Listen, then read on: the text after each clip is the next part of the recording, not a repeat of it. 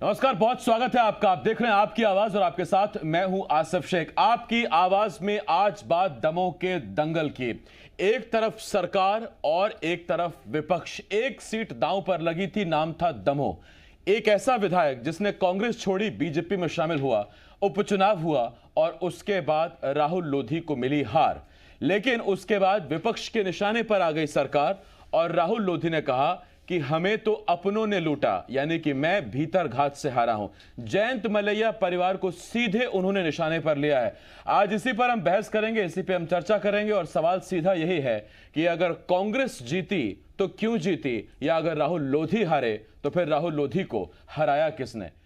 शुरुआत कर रहे हैं और आप बने रहिए हमारे साथ आपकी आवाज में। आज हम इसी पर चर्चा करने वाले हैं।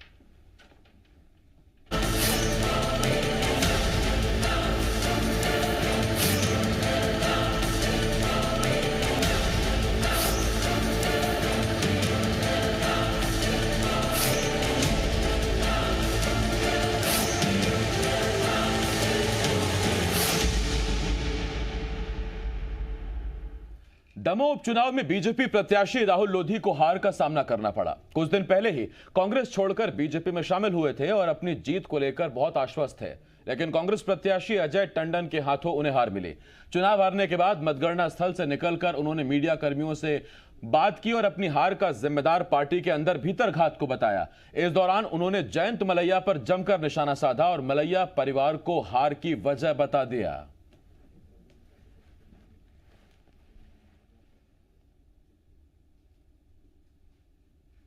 सारा किनकी तरफ है? पूर्व मंत्री जयंत मलैया की तरफ है। मलैया परिवार ही पूर्ण रूप से चुनाव हराने का जिम्मेदार है। उनका खुद का वार्ड हार गए। सिद्धार्थ मलैया के पास पूरे शहर की जिम्मेदारी है, शहर एक तरफा हार गए।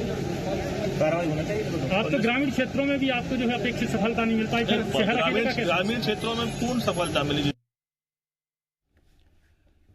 राहुल लोधी को सुना आपने, सीधा सीधा मलैया परिवार को अपनी हार का जिम्मेदार बता दिया। उधर दमोह विधानसभा उपचुनाव में भाजपा को मिली करारी हार के बाद सियासत गर्मा गई है। बीजेपी प्रत्याशी राहुल लोधी ने अपनी हार का ठीकरा इलाके के कद्दावर नेता और पूर्व वित्त मंत्री जयंत मलैया और उनके परिवार पर फोड़ दिया, जिस पर जयंत मलैया ने सफाई देते हुए कहा कि राहुल लोधी को हार रास नहीं आई। मलैया ने कहा कि राहुल लोधी की छवि के खिलाफ जनता ने मतदान किया है। राहुल लोधी अपनी हार बर्दाश्त नहीं कर पा रहे हैं। सोची समझी साजिश के तहत मेरा नाम लिया गया है, यह बात ठीक नहीं। मैं पार्टी आला कमान को जवाब दूंगा।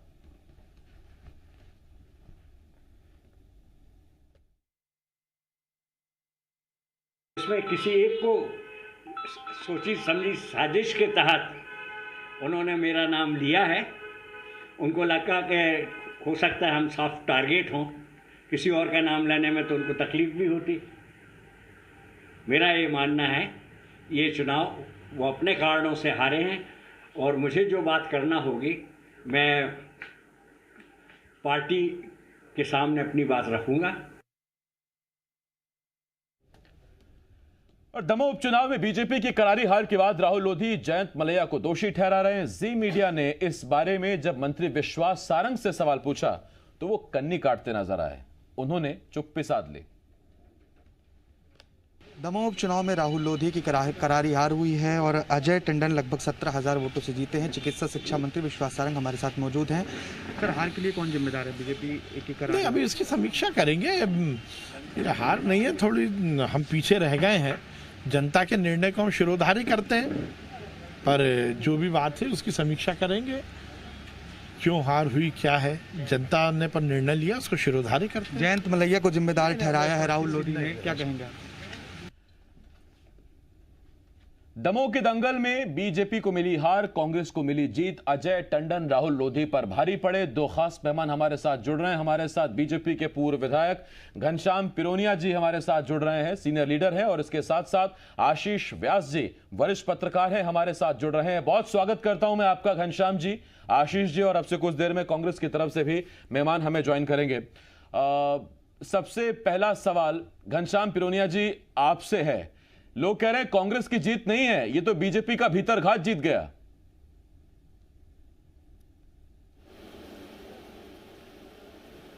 कौन कौन कह रहा है? घनश्याम जी, खुद राहुल लोधी ने कहा कि मलैया परिवार ही जिम्मेदार है मेरी हार का। कौन नहीं नहीं, ऐसा ऐसा नहीं है। हमें ये जो बातें हैं इन पर ध्यान देने की आवश्यकता नहीं है। और जनता का जो निर्णय है, जनता ने जो मत किया है, वो राजनीतिक दल होने के नाते हम सबको स्वीकार है। बस इतनी सी बात है। अब उसमें आरोप प्रत्यारोप लगाना ये मुझे लगता है ठीक नहीं है। नहीं, मैं आप कहेंगे तो मैं आपको बयान सुना दूंगा राहुल लोधी का, जो उन्होंने हमारे खुद कैमरे पर दिया। मैं तो आपसे सिर्फ इतना पूछ रहा हूं, ये पार्टी की रीति नीति नहीं है कि यूं खुले तौर पर किसी पर हार का ठीकरा फोड़ दो। राहुल लोधी ने सीधे सीधे मलैया परिवार पर ठीकरा फोड़ा। मलैया कह रहे हैं मैं पार्टी को जवाब दूंगा। ये पार्टी में खुलकर गुटबाजी सामने आ गई है क्या, और इसी गुटबाजी की वजह से दमोह हारे क्या आप? देखिए, भारतीय जनता पार्टी एक अनुशासित दल है। जयंत मलैया जी भारतीय जनता पार्टी के बहुत पुराने और वरिष्ठ नेता हैं। जीवन उनका भारतीय जनता पार्टी को समर्पित रहा है।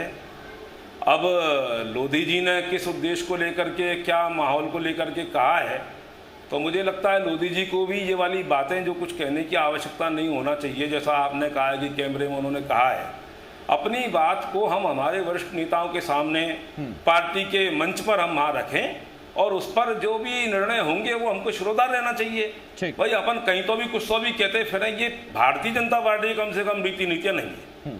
मैं घनश्याम जी लौट रहा हूँ आपके पास, और इस वक्त कांग्रेस के सीनियर लीडर पूर्व मंत्री नरेंद्र नाहटा जी हमारे साथ जुड़ गए हैं। नरेंद्र जी, बहुत स्वागत है आपका डिबेट में। नरेंद्र जी, कांग्रेस को जीत मिली क्योंकि कांग्रेस पर लोगों ने भरोसा किया, या चूंकि राहुल लोधी को उनके अपने हरवाने पर तुले हुए थे? मैं समझता हूं कि उनके घर की बात वो जाने, लेकिन मैं जानता हूं कि दमोह की जनता इस बार कांग्रेस के साथ थी, और दमोह की जनता इस बात का निर्णय ले रही थी कि ये जो खरीद फरोख्त की राजनीति हो रही है, ये जो भारतीय जनता पार्टी प्रदेश में और देश में ला रही है, इसके खिलाफ कोई एक स्पष्ट निर्णय देने की आवश्यकता है, और वो दमोह की जनता ने दिया। अब उनके घर के अंदर क्या हुआ ये वो जाने, पर मैं ये जानता हूं कि दमोह की जनता कांग्रेस के साथ। नहीं नाहटा साहब, अगर आप दमोह में जनता को ये बताने में कामयाब रहे कि खरीद फरोख्त की राजनीति हुई, खरीद फरोख्त करके सरकार बनाई गई, तो जब 28 उपचुनाव हुए थे तो उस वक्त आप लेट हो गए थे क्या जनता को बताने में? हम उस वक्त जनता नहीं समझी उस वक्त आपका मैसेज? हम नहीं समझा पाए, लेकिन हाँ अब हमें लग रहा है कि जनता धीरे धीरे इस बात को समझ रही है। केवल मध्य प्रदेश के 28 उपचुनाव नहीं, आप देखें बहुत सी सरकारें गिराई गई, और उसके बाद सामने वाली पार्टी प्रतिपक्ष जो थी वो उपचुनाव नहीं जीत पाई। लेकिन अगर आप दमोह को अगर बंगाल से जोड़ें तो आप देखेंगे कि देश की जनता इस बात को, भारतीय जनता पार्टी की इस रीति नीति को समझ रही है, और एक स्पष्ट संदेश देना चाहती है कि ये बड़े दूर चले गए नाहटा साहब आप बंगाल का सीधा मुद्दा लेके। अभी मध्य प्रदेश ही समेट लूं इस आधे घंटे में तो बड़ी बात है, लेकिन हाँ इतना जरूर है, मैं आपसे ये बाद में जरूर पूछूंगा कि कब तक आप दूसरों की खुशी में खुशी मनाते रहेंगे? अपने नेता आप चिंता जाहिर करने लगे कि दूसरे की शादी में नाचना बंद करें, अपनी कुछ कामयाबी करें। उस पर नाहटा साहब मैं आता हूं आपके पास। आशीष जी आपके पास आ रहा हूं, और आशीष जी मेरा आपसे सीधा सवाल ये, एक तरफ पूरी सरकार सिटिंग एमएलए, और उसके बाद उन्होंने विधायकी छोड़ी, बीजेपी ज्वाइन की, सारी सरकार उनके साथ थी, सारे मंत्री उनके साथ लगे हुए थे, और उसके बाद भी राहुल लोधी हार गए। भीतरघात ने हरवाया? बिल्कुल आसिफ जी, इसको बहुत गंभीरता से ये समझने का मसला है, और उपचुनाव का लगभग यही ट्रेंड हर जगह होता है कि जब भी सत्तारूढ़ दल उपचुनाव लड़ता है तो अपने पूरी रीति नीति, दल बल, यहाँ तक कि छल छद्म सारी चीजें उसमें आती है, दावे वादे प्रलोभन, ये सारी चीजें। तो इसमें कोई संदेह नहीं होना चाहिए, कारण का पूरा मामला अलग है, लेकिन स्पष्ट रूप से भाजपा की ये हार है, बड़ी हार है, निर्णायक हार है, इसमें कहीं कोई संदेह नहीं है। दूसरा जो आपका भीतरघात वाला मसला है, तो आमतौर पे मुझे ऐसा लगता है कि ये पूरा का पूरा खेल कहीं ना कहीं असंतोष की राजनीति को लेकर ज्यादा प्रेरित है। मलैया परिवार की एक पेट है, एक अपनी राजनीतिक विरासत और प्रतिष्ठा है इस पूरे इलाके में।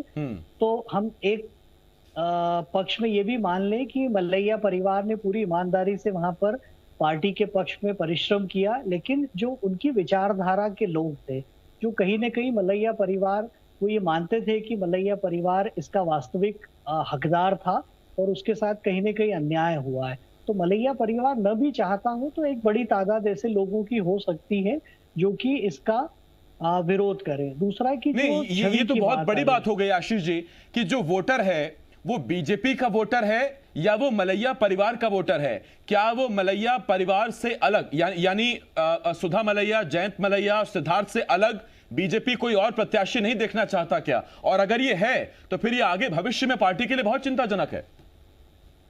निश्चित रूप से आसिफ जी, इसमें होता है कि अगर लंबे समय से एक ही परिवार, जहां से मैंने अपनी बात शुरू की थी कि अगर लंबे समय से कोई एक प्रतिष्ठा वहां है तो एक अपनी पर्सनल फॉलोइंग हो जाती है। एक बहुत बड़ा वर्ग ऐसा होता है जो उनकी रीति नीति से प्रभावित होता है। तो ये भेद, ये अंतर करना थोड़ा सा मुश्किल होता है कि कितने विचारधारा से प्रेरित मतदाता हैं और कितने ऐसे हैं जो व्यक्तिगत छवि को पसंद प्रेरित करते है। हैं। मैं आशीष जी लौट रहा हूं आपके पास, जिन्होंने भुगता है जरा उनसे पूछ लूं। घनश्याम जी, ये सवाल बहुत बड़ा हो गया है। सवाल यह है, जयंत मलैया दिग्गज नेता है, ठीक है, उनका अपना जनाधार है, ठीक है, इलाके के लोग उनको सम्मान देते हैं, प्यार करते हैं, ठीक है, लेकिन राहुल लोधी कहते हैं कि ऐसे नेता किस काम के जो अपना वार्ड तक नहीं जितवा पाए मुझे। वो उनके बेटे पर आरोप लगाते हैं कि जिस शहर को जिताने की जिम्मेदारी सिद्धार्थ की थी, ग्रामीण ने बचा लिया, वरना शहर तो पूरा डूब गया। तो ऐसी साख किस काम की? तो या तो भीतरघात हुआ या फिर दमोह का बीजेपी का वोटर दरअसल मलैया परिवार का वोटर है और वो नहीं चाहता कि सिद्धार्थ या जयंत मलैया के अलावा बीजेपी का कोई चेहरा हो।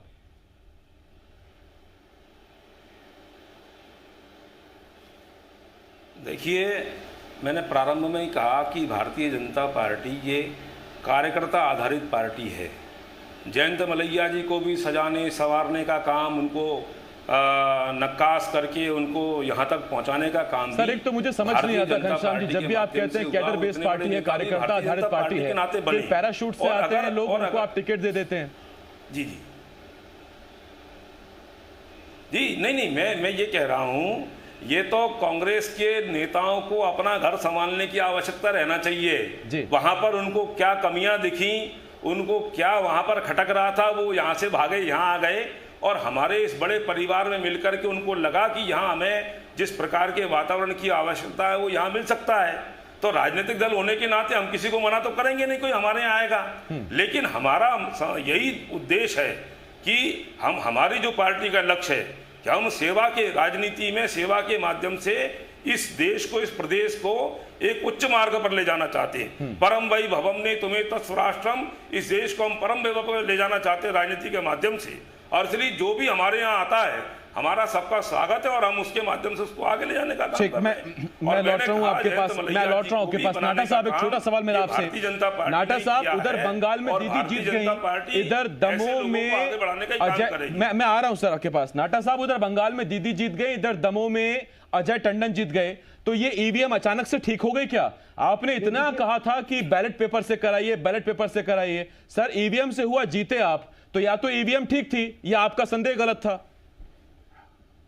आसिफ जी, हर चुनाव की अपनी परिस्थितियां होती हैं और हम मानते हैं कि अगर हम जीते हैं तो हम जीते हैं, हम हारे हैं तो हम हारे हैं, लेकिन उपचुनाव में केवल हमने कभी ये नहीं कहा कि हम उपचुनाव में केवल ईवीएम की वजह से हारे हैं, लेकिन दमोह में हम स्वीकार करें इस बात को कि भारतीय जनता पार्टी हारी। और मैंने जो बंगाल से जोड़ने की कोशिश की वो केवल इतनी बात थी कि खरीद फरोख्त करके जब आप लोगों को ले जाओगे तब जनता अब उसको नकारना स्वीकार नहीं, फिर आप बंगाल पे चले गए। मैं तो इतना पूछ रहा हूं नाटा साहब, ईवीएम ठीक है ना, मतलब हैक तो नहीं होती कि ये जो राजनीति भारतीय जनता पार्टी कर रही है, जो अपने आप को दावा करते हैं कि हम ठीक है। नाटा साहब आज बंगाल घूमने के मूड में है, कोई बात नहीं सर, बहुत धन्यवाद आपका। मैं लौट रहा हूं इस पर आपके पास। नाटा साहब बने रहिए आप हमारे साथ, घनश्याम जी बने हुए हैं, आशीष जी बने हुए हैं। एक छोटा सा ब्रेक है, ब्रेक के बाद फौरन लौट रहे हैं, जल्द हाजिर होते हैं।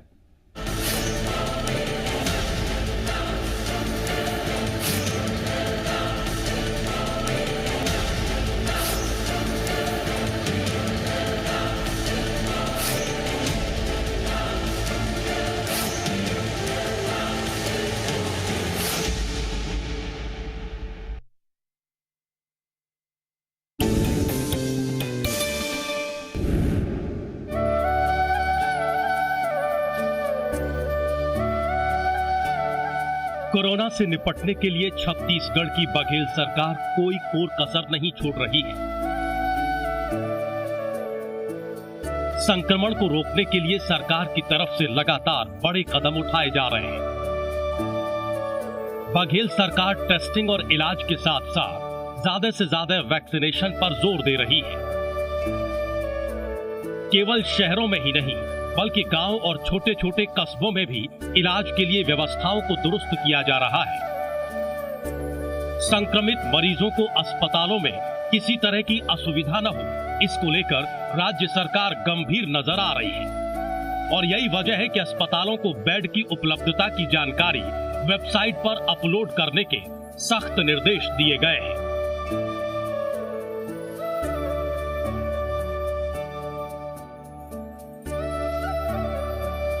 रायपुर के अस्पतालों में कोविड मरीजों के लिए हर तरह के बेड पर्याप्त संख्या में उपलब्ध हैं।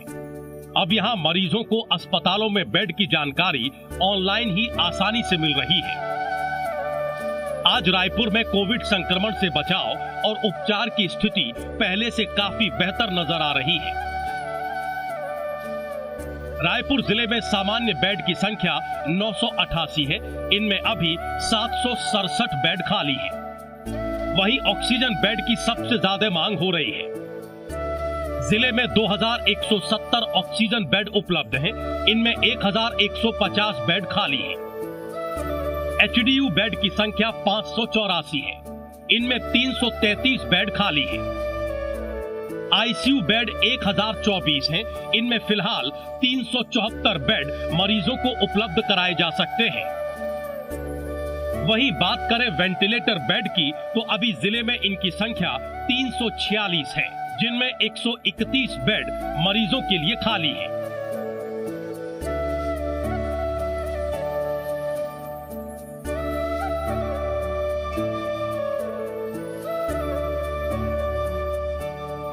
कोरोना से लड़ने के लिए आज राज्य की बघेल सरकार पूरी तरह तैयार दिख रही है। टेस्टिंग, ट्रेसिंग और ट्रीटमेंट पर सरकार लगातार फोकस कर रही है। संक्रमण से ठीक होकर घर वापस लौट रहे मरीजों के आंकड़े भी अब प्रदेश में बढ़ते दिख रहे हैं। बस इस वक्त जरूरी है कि हम सभी संयम बरतें, सावधानी रखें।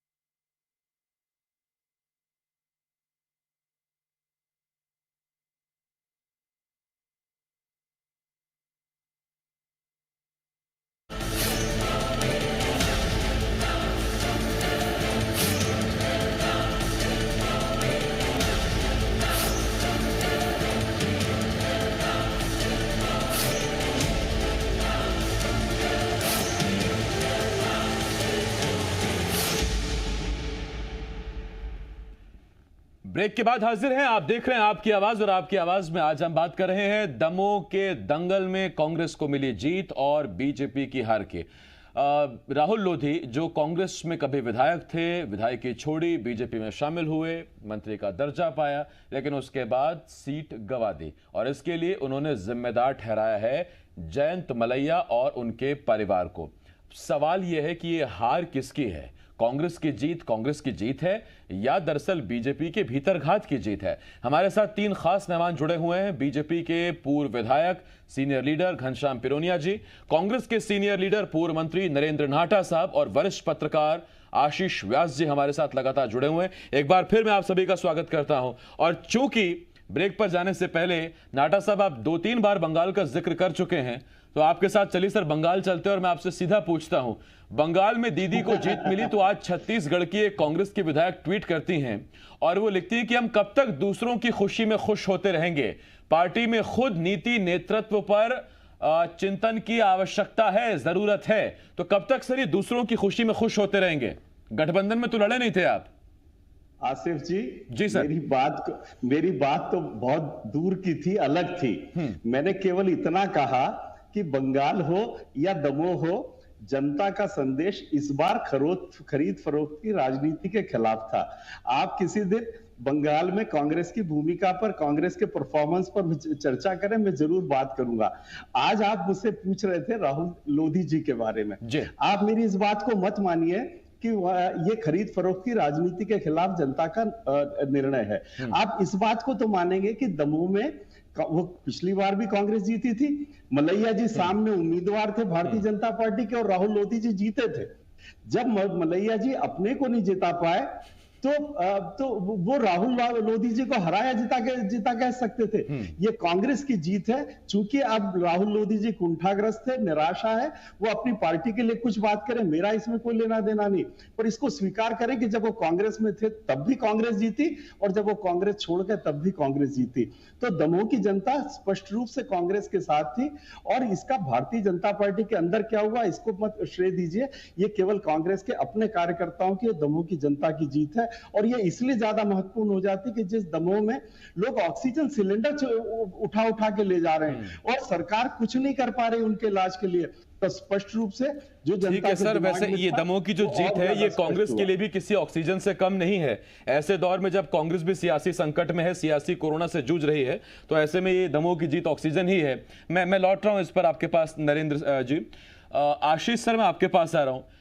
ये दमोह में जीत का मार्जिन अगर 17,000 से ऊपर है तो ये बड़ी जीत है, वाकई बड़ी जीत है। इसका सीधा मतलब ये कि सरकार की पूरी ताकत एक तरफ, लेकिन जनता ने दल बदल के खिलाफ वोट किया है। आप कोरोना काल में जनता पर अगर चुनाव थोपते हैं तो फिर नाराजगी जनता जाहिर कर सकती है और शायद उसने की है।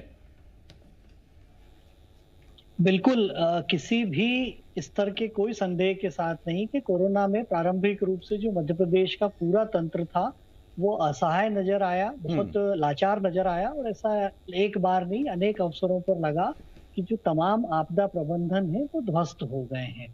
अब तर्क कुतर्क कुछ भी हो सकता है कि महामारी के अपने मंसूबे थे, तैयारियां नहीं थी या व्यवस्था इसके लिए उस तरह से तैयार नहीं थी, लेकिन हम बार बार इस चीज को भूल जाते हैं कि जिन परिवारों ने इस पीड़ा को भोगा है उनका दर्द, उनकी तकलीफ और जो उनकी पीड़ा है वो लोग बहुत अच्छे से जानते हैं। तो सरकार अब चाहे जो भी दावा करे, लेकिन कोरोना के जरिए जो अव्यवस्थाएं थी चुनाव में, विशेष रूप से दमोह में, इसका तात्कालिक असर जरूर हुआ होगा।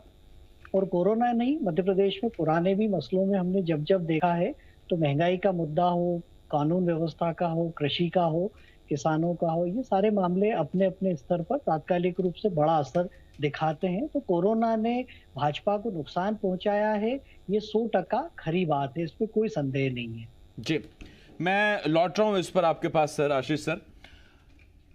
अब पिरोनिया साहब आपके पास आ रहा हूं और पिरोनिया साहब बहुत बड़ा सवाल एक पूछा नाहटा साहब ने कि जब मलैया खुद बीजेपी के कैंडिडेट रहते हुए नहीं जीत पाए तो फिर राहुल लोधी को कैसे जिता पाते?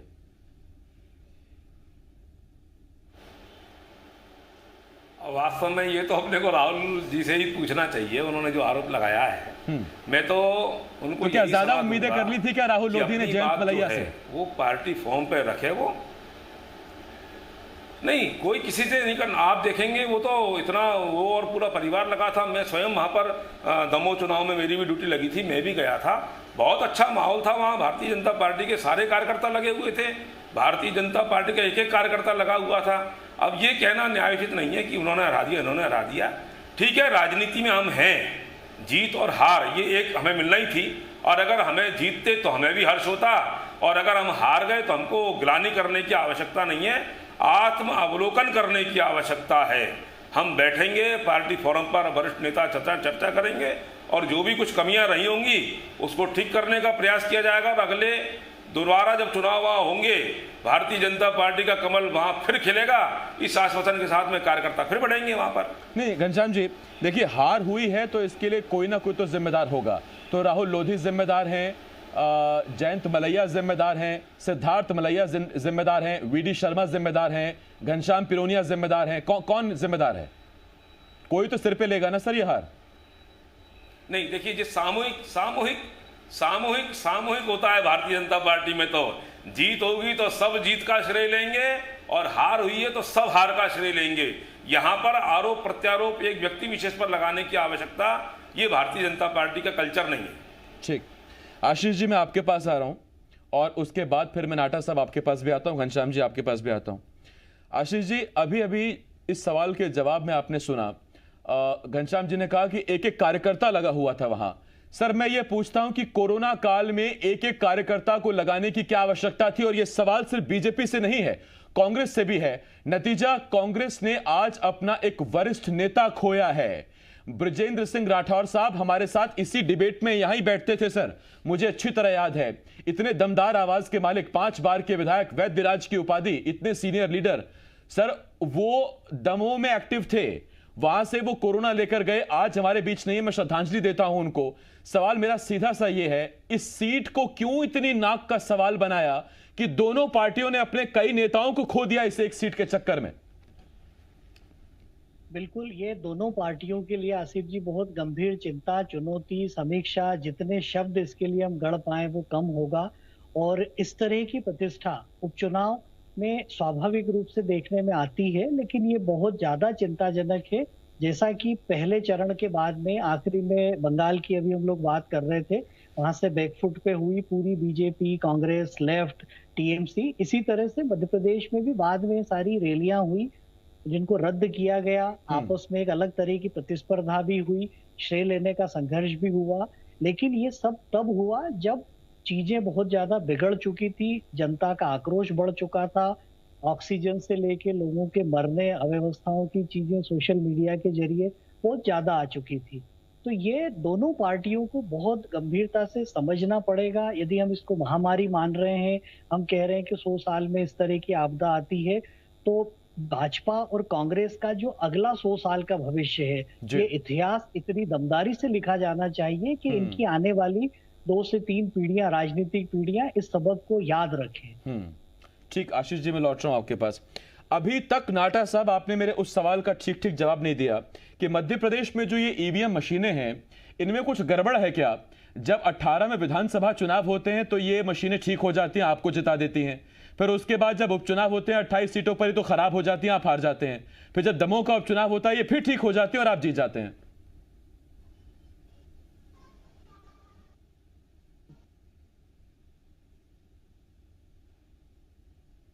नाटा साहब आप मुस्कुरा रहे हैं या आपका फ्रेम फ्रीज हो गया? आसिफ जी, हाँ अच्छा बोलिए सर, बोलिए।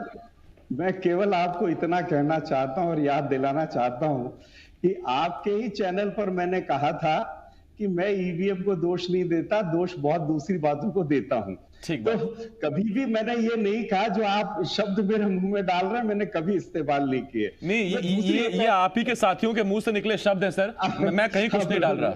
रहे होंगे, लेकिन चुनाव में केवल एक ईवीएम नहीं, ऐसी 50 चीजें हैं जो विकृतियां हैं जो भारतीय जनता पार्टी चुनाव में लाई है, इसको हमें स्वीकार करना पड़ेगा। नाटा साहब, ये कांग्रेस के कार्यकर्ताओं के लिए कितना इम्यूनिटी बूस्टर है दमोह में मिली जीत? मुझसे ज्यादा आप समझ पाएंगे।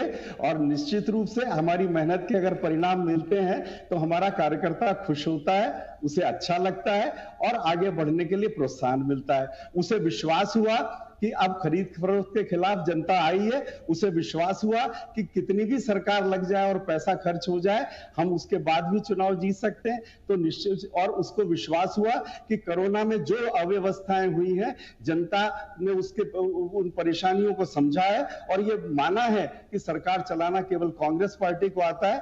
तो निश्चित रूप से कांग्रेस पार्टी और कांग्रेस कार्यकर्ता का मनोबल उठा है और भारतीय जनता पार्टी के लिए चुनौतियां गंभीर हुई। ठीक, मैं लौट रहा हूं आपके पास। घनश्याम पिरोनिया जी, उपचुनावों को किसी भी सरकार के रिपोर्ट कार्ड के तौर पर देखा जाता है कि सरकार की रीतियां, नीतियां, फैसले, निर्णय कितने जनता को पसंद आ रहे हैं कि नहीं आ रहे हैं। तब जबकि कोविड काल से देश के साथ साथ मध्य प्रदेश भी जूझ रहा है, आपके तमाम बड़े दावे हैं कोविड को हराने के, कोविड से लड़ने के। दमोह में तब जबकि कांग्रेस ने दावा किया कि कोविड से लड़ने में आप फेल साबित हुए हैं, तो क्या दमोह की जनता की मुहर है ये उस दावे पर?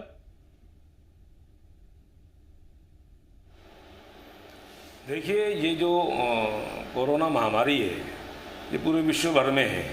ये कहना कि साहब ये है या वो है, और माननीय मुख्यमंत्री जी से लेकर के देश के यशस्वी प्रधानमंत्री जी दिन रात इससे निपटने के लिए, इसको समाप्त करने के लिए अथक प्रयास कर रहे हैं। आरोप प्रत्यारोपों से कुछ नहीं होता है। अभी माननीय नाहटा जी ने जैसे कहा, वरिष्ठ नेता हैं, बहुत पुराने सीनियर नेता हैं। मैं एक जमाने में दैनिक भास्कर में जब कार्टूनिस्ट हुआ करता था ग्वालियर में, तो मैं जब ये चिकित्सा मंत्री थे तो मैं उनसे कार्टून बना करके इनके बाद ले जाता था। बहुत बड़े वरिष्ठ नेता हैं। लेकिन ये नहीं कहना चाहिए साहब कि भारतीय जनता पार्टी को सरकार चलाना नहीं आती है। सरकार चलाना नहीं आती होती तो आज केंद्र में भारतीय जनता पार्टी सरकार नहीं चल रही होती और मध्य प्रदेश में तीसरी और चौथी बार नहीं चल रही होती। भारतीय जनता पार्टी पर लोगों का विश्वास है। हाँ, कहीं कोई कमी है, हम बैठेंगे, विचार करेंगे, आत्मावलोकन करेंगे और फिर एक नए सृजन के साथ में, नए उमंग उत्साह के साथ में फिर हम चुनाव में जाएंगे। आप नेता के तौर पर बता रहे हैं ना, कार्टूनिस्ट के तौर पर बता रहे हैं घनश्याम जी। मैं तो पूछ रहा हूं बार बार आपसे कि दमोह में ये पार्टी का कौन सा कार्टून है जिसकी वजह से पार्टी डूब गई? नहीं, मैंने कहा ना, हम लोग आत्मावलोकन करेंगे, बैठेंगे, विचार करेंगे, मंथन करेंगे और इन कमजोरियों के कारण हमें आगे सजग रहना है, ये भी विचार होगा, ऐसा नहीं है। ठीक, मैं आता हूं इस पर आपके पास। आशीष जी, मुझे वो सभा याद आती है जब बीजेपी के कार्यकर्ता सम्मेलन में एक सभा में उसी दौर में उस सभागार में सिद्धार्थ मलैया मौजूद थे, राहुल लोधी मौजूद थे और बीजेपी के कार्यकर्ताओं ने तभी राहुल लोधी का विरोध कर दिया था। तभी से वहां संशय के बादल छट गए थे कि जो अभी से राहुल लोधी का विरोध कर रहे हैं वो राहुल लोधी के लिए घर घर जाकर क्या वोट मांगेंगे, वो राहुल लोधी का साथ कैसे दे पाएंगे जो पहले से ही सिद्धार्थ से दिल लगाए बैठे हैं। बिल्कुल आसिफ जी, जो बात मैंने शुरू में कही थी उसको बहुत संक्षेप में दोहरा रहा हूं कि लंबे समय से आप एक इलाके में काम करते हैं तो आपकी पर्सनल फॉलोइंग हो सकती है, हो ही जाती है। वो फिर विवाद का विषय रहेगा कि वैचारिक प्रतिबद्धता वाले मत कितने हैं और व्यक्तिगत रुचि या रुझान वाले कितने। तो ये दल बदल की चीज है, अवसरवाद की राजनीति है। बहुत स्वाभाविक रूप से ये तो एक घटना है जो प्रामाणिक और प्रत्यक्ष रूप से हमारे सामने थी। लेकिन राहुल लोधी के आने के बाद भाजपा की पूरी टीम, या पूरी टीम न भी कहें तो एक बड़ा तबका, कार्यकर्ताओं का एक बड़ा नंबर वहां पे असहज था और अलग अलग रूप से इसकी प्रतिक्रिया आ भी रही थी। भाजपा के वरिष्ठ नेताओं ने अपनी तरफ से पूरी ईमानदारी से कोशिश की, ये प्रयास किया कि इस असंतोष को, इस अलगाव को कहीं न कहीं कंट्रोल किया जाए, लेकिन शायद कोई डैमेज कंट्रोल उस तरह से नहीं हो पाया जिसका परिणाम इतने बड़े अंतर की हार के रूप में हमारे सामने आया है। नाटा साहब, क्या ये उन विधायकों के लिए एक सीख है, एक सबक है, एक नसीहत है? जिस फेरिस्त में राहुल लोधी नया नाम है, उससे पहले इमरती देवी और दूसरे नाम भी उसमें शामिल थे, उस उपचुनाव की बात भी मैं करूं कि दल बदलना और उसके बाद फिर से जनता के बीच जाकर खुद के लिए वोट मांगना इतना भी आसान नहीं है जितना कई बार विधायक समझ लेते हैं। इमरती देवी उस दौर में और आज राहुल लोधी को यह बात समझ आ रही होगी? आपकी बात के पहले मैं इतना एक बात और जोड़ दूं जी कि पिरोनिया जी का कार्टूनिस्ट पर उनका भारतीय जनता पार्टी का कार्यकर्ता हावी हो गया है, तो वो अपने कार्टूनिस्ट रहते तो ज्यादा सही आकलन कर पाते। पर जो आपने सवाल किया है जी, मैं समझता हूं कि आपका सवाल दोबारा दोहरा दे, क्षमा करें। कोई बात नहीं नाटा साहब, मैं दोबारा दोहरा देता हूं सर। और मेरा सवाल यह है आपसे, हाँ मुझे याद है साहब, मुझे याद है अपना सवाल। मेरा सवाल आपसे ये है कि क्या ये उन विधायकों के लिए एक सीख है, एक सबक है, जो बड़ी आसानी से दल बदल लेते हैं, जबकि वोट किसी पार्टी से मांगते हैं, बीच में अपना दल छोड़ देते हैं और फिर उनको लगता है कि ये बड़ा आसान है, आप उसी सीट से दल बदल कर चुनाव लड़ लीजिए और जीत हासिल कर लीजिए। पहले दौर में इमरती देवी के साथ वो हुआ और इस लिस्ट में अब राहुल लोधी नया नाम है।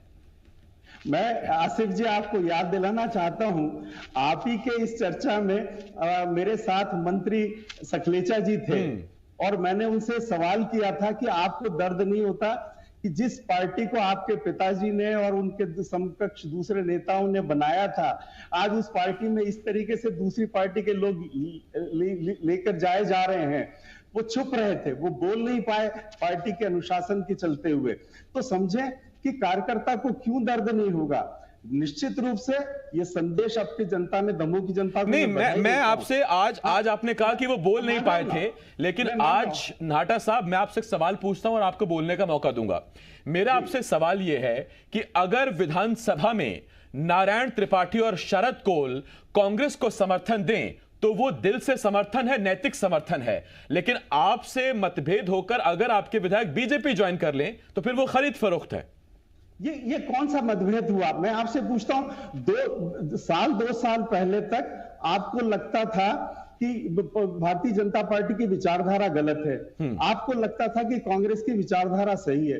2 साल में ना तो कांग्रेस ने अपनी विचारधारा बदली, ना भारतीय जनता पार्टी ने अपनी विचारधारा बदली। तो 2 साल में ये क्यों बदल गया? जनता इस बात को समझ गई, ये विचारधारा की बात नहीं है, ये कोई और बात है। अब जनता, हो सकता है कि प्रारंभिक स्तर पर जब 28 ठीक नाटा साहब, मैं इससे पहले कि पिरोनिया साहब के पास जाऊं, लेकिन जब मैंने नारायण त्रिपाठी का जिक्र किया है तो मैं आपसे एक छोटा सवाल और पूछ लेता हूं, उसका छोटे में जवाब चाहूंगा आपसे।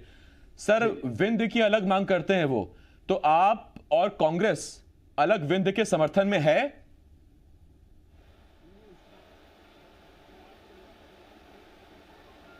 बार कहा था कि मध्य भारत अलग बनना चाहिए, ये हमारी व्यक्तिगत राय होती है, पार्टी का अपना कोई स्टैंड मुझे नहीं पता। पार्टी ने अभी तक इस बारे में कोई निर्णय नहीं लिया। मैं समझता हूं पार्टी अभी जो मध्य प्रदेश है उसी के पक्ष में है, लेकिन ये उनकी निजी राय है। लेकिन जो दूसरी राय होती है जिसमें वो विद्रोह करते हैं और कहीं कांग्रेस का समर्थन करते हैं, मुझे लगता है वो ज्यादा महत्वपूर्ण है। ठीक, आपने फिर नारायण त्रिपाठी को कंफ्यूजन में छोड़ दिया कि बीजेपी में ही रहना है या कांग्रेस में भी अब दोबारा अप्लाई कर सकते हैं। खैर, मैं लौट रहा हूं उस पर आपके पास, अभी भी वो कंफ्यूजन में ही होंगे, आपने भी साफ जवाब नहीं दिया, आपकी मजबूरियां भी नाटा साहब मैं समझता हूं। घनश्याम जी, मैं आपके पास आ रहा हूं। घनश्याम जी, अब कम से कम ये है कि एक बार फिर दमोह में आप इस बार भले ही हारे हो, लेकिन राजनीतिक भविष्य सिद्धार्थ का सुरक्षित हो गया या नहीं? मैंने पहले ही कहा, भारतीय जनता पार्टी सिद्धांतों को लेकर के राजनीति करती है, किसी व्यक्ति विशेष के लिए नहीं करती है। सिद्धार्थ जी आएंगे या मलैया जी आएंगे, ये उन पर तय नहीं है। ये भारतीय जनता पार्टी का संगठन तय करता है कि कौन चुनाव लड़ेगा, और इसलिए हमें भविष्य को देखना है आने वाले समय में, उसमें अपने को छोड़ना चाहिए इन विषयों को। कोई तय नहीं करता, पार्टी तय करेगी कौन चुनाव लड़ेगा। तो पिरोनिया साहब, आप सिद्धार्थ मलैया और जयंत मलैया परिवार के शुक्रगुजार हैं कि शुक्र है कि सिद्धार्थ निर्दलीय नहीं लड़े, वरना शायद जमानत नहीं बचती।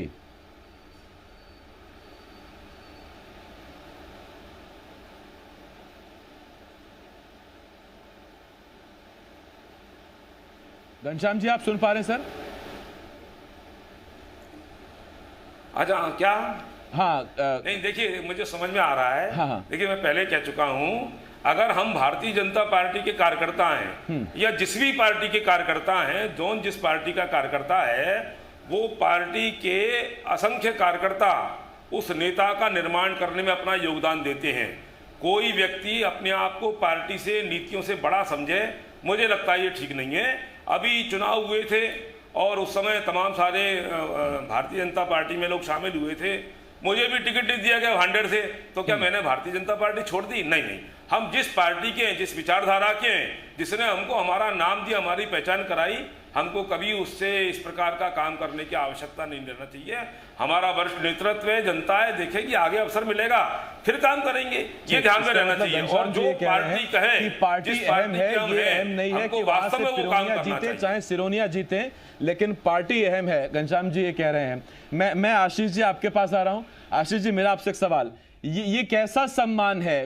क्योंकि याद कीजिए 2 हफ्ते पहले सीएम शिवराज सिंह चौहान ने भरी सभा में कहा था कि मैं दमोह के एक वोटर को, भारतीय जनता पार्टी के कार्यकर्ता को आश्वस्त करता हूं कि किसी सूरत में जयंत मलैया का सम्मान कम नहीं होगा। लेकिन हारते ही अगर राहुल लोधी ने सबसे पहले किसी पर ठीकरा फोड़ा तो वो जयंत मलैया थे। ये कैसा सम्मान है? ये बिल्कुल ठीक बात है। ये गहरे और गंभीर किस्म का एक ऐसा अंतर्विरोध है जो हारने वाली पार्टी हर हाल में इसी तरह से सामने आती है। राहुल लोधी चूंकि भाजपा के लिए नए हैं, इसलिए चाल, चरित्र, चेहरे या आंतरिक अनुशासन जैसी चीजें हो सकता उनके लिए वो मायने नहीं रखती हो, न उनको भाजपा का आंतरिक अनुशासन पता है या पसंद है। इसलिए ये सारी चीजें आमतौर पे ये काफी अंदर की चीजें होती हैं जो बाहर पब्लिक डोमेन में नहीं आती है। लेकिन उनकी इच्छाएं और अपेक्षाएं कहीं ना कहीं बहुत बुरी तरह से प्रभावित हुई, इसीलिए बाहर आते ही उनका दर्द न केवल छलका बल्कि फूट के बिखर पड़ा।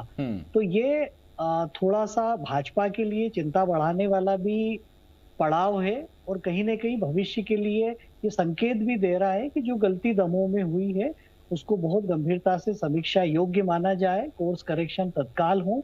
अभी हालांकि बहुत दूर है इस तरह के किसी भी चुनाव से, लेकिन कहीं ना कहीं ये घटनाएं मतदाता के दिमाग पे एक छाप छोड़ जाती है। और ये जो खींच है या जो ये मन में जो उतावलापन है, गुस्सा है, इसकी एक बहुत बड़ी वजह ये भी हो सकती है, ये मात्र एक आकलन भर है कि क्योंकि सिंधिया गुट के नहीं थे, उस गुट में उन्होंने सीट नहीं छोड़ी थी, ऐसे में लोधी अब शायद पार्टी में खुद को पूरी तरह से अलग थलग महसूस कर रहे हैं।